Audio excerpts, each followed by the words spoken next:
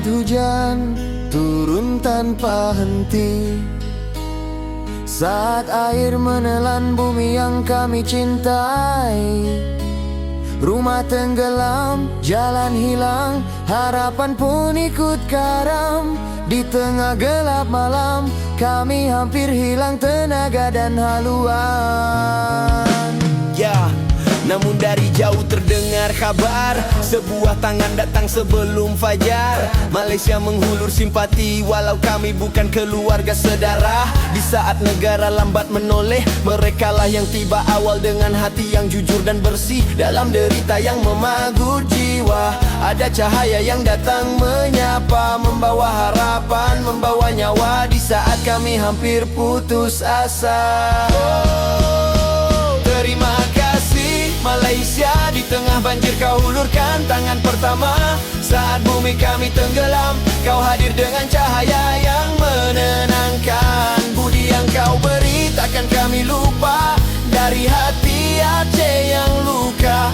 Terima kasih sahabat serumpun selamanya.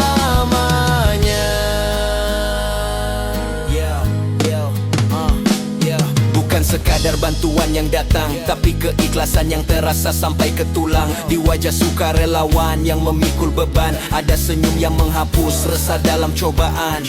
Saat kami berdiri dalam lumpur, Malaysia hadir membawa sinar yang jujur. Bila negara membiarkan kami sendiri, kamu datang sebagai saudara sejati.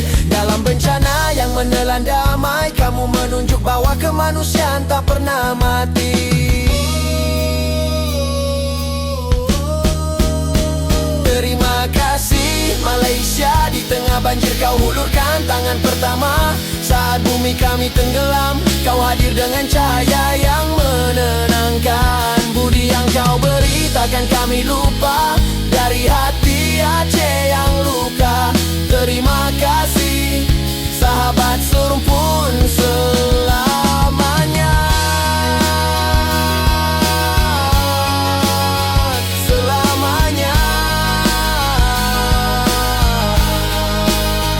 Semoga kebaikanmu dibalas Tuhan, dari Aceh untuk Malaysia.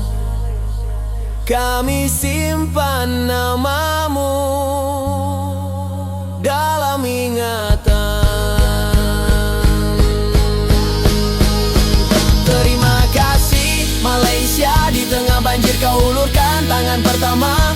Saat bumi kami tenggelam, kau hadir dengan cahaya yang menenangkan. Budi yang kau beri takkan kami lupa,